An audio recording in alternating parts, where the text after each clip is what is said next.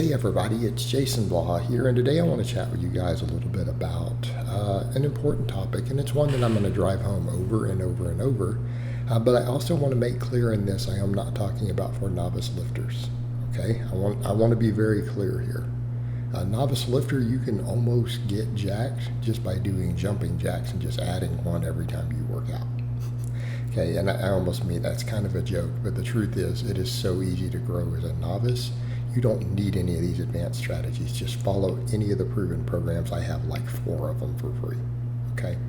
They're all on my playlist.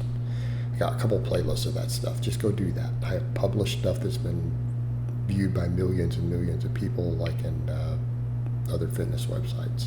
There's free programs, guys. You don't need any of this. So let's go over and talk about people who are not novices, who they need more than, squat, bench, deadlift, and rows. All right, you notice in this I do a couple exercises for each muscle group. You're going to see me doing some bench pressing. You're going to see some incline benching, right? Covers your chest pretty well. To some extent, your shoulders and triceps. All right, you're going to see me do some barbell rows and some dumbbell rows. Do dumbbell curls, easy bar curls. Okay. Well, that's it. That covers the popular muscles. No one cares about squats. No, I'm kidding. You're going to see me do some pause squats, long pause squats, followed by high rep belt squats. Okay, all of this training you see in this came from the same training week. This is only inside of 2 workouts. So it gives you an idea of what, for me, training often looks like. Okay, and I didn't include hamstrings and shoulders and all that. So what are we noticing here? I'm pairing exercises together. In some cases, we're using different training modalities, like the pause squat, plus then the dynamic work, right? Full range of motion movements. But that pause squat is still a movement, right? Because I did heavy squatting first with a pause, and then I backed down, did some 10-second pauses. Okay, but is there a hypertrophic response from that long pause in the right? That long pause is in the lengthened position. Even that 1 rep, in that case, there's some hypertrophy. But here's the thing. Everything's being hit from 2 angles. Why?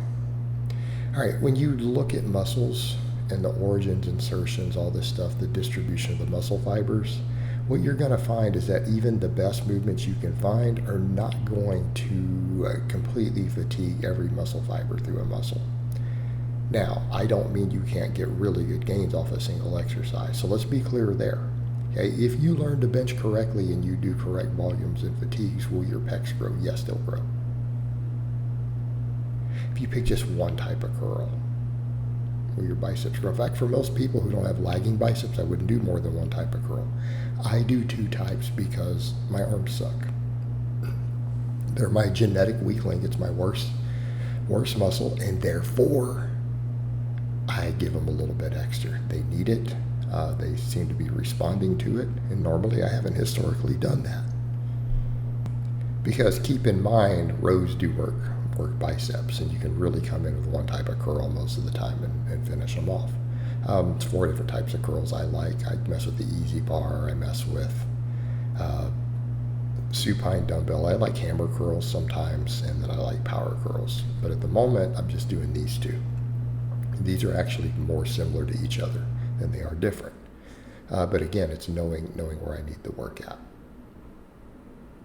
So you're going to see a trend here, though. Everything is 2 exercises. Now, there's splash over from all my shoulder work and arm work and other stuff. But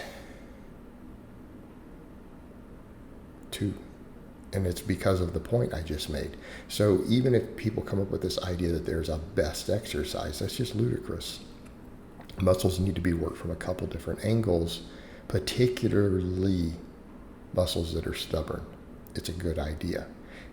All the research that's looked at it has found that if the same volume is split over 2 exercises instead of 1, in most cases, there's slightly more muscle growth. Now, does it mean it's going to be double? No, of course not.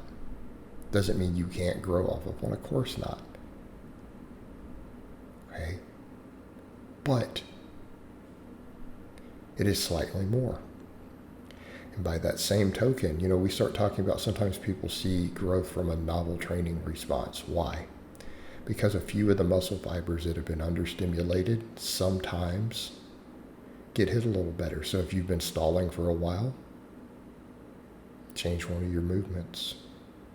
Not saying you need to take your staples out. Look, if squat, bench, and deadlift are staples in your training, you don't need to remove them. You can remove that second exercise. You can change it for something else. Now, you shouldn't be changing them all the time because, again, we have no way to track progress. In other words, progressive overload is still the name of the game. Right? It's nothing like muscle confusion, any of that. That's not what builds muscles. It is progressive overload. But that's if you understand that progressive overload means more tension on the muscle. Okay? Doesn't mean because you cheat more. Or let's say you're doing 10 rep sets and to get to the 11th rep so that you can get more progress, you cheat on that last rep. Well, that's not really doing the thing, is it? Unless you did the same amount of cheating on every rep for the previous weeks. Every rep. Okay? That's why good form is often practiced and promoted, because people can't consistently cheat or use body English. Noobs can't. Advanced lifters can't. We usually figured out how to find our groove on something. But you're going to notice a lot of these movements are pause type movements, very controlled movements. And so that I can closely track that progress. I mean, we could talk about benefits of dead stop training, but it's just so we can track the progress. But yeah, if you're stalling for a long time, okay. It might make sense to insert an additional exercise, a new exercise. Okay? Change things up. It can help with staleness. It can help with hitting a few new muscle fibers that haven't previously been hit. It can help with overuse injuries, because really that's the other thing too. Why is it often useful to use two different exercises? Less overuse. We get less overuse injuries, and overuse injuries are the number one cause of injuries in the gym. That's actually even a more common issue than bad form. Okay? People with extremely good form, perfect form, still get hurt sometimes. Again, due to overuse injuries. Seems to be the prevailing cause. So, that's the other thing, having a little variation in your training repertoire is not a bad idea for that purpose. Okay? But the point is, there is no best exercise. Find a couple of really, really good exercises and do them. Right? That's what you see me doing here. All right, guys, but that's really all I have to say on that today. I hope it's been informative, and I'll talk to you guys next time.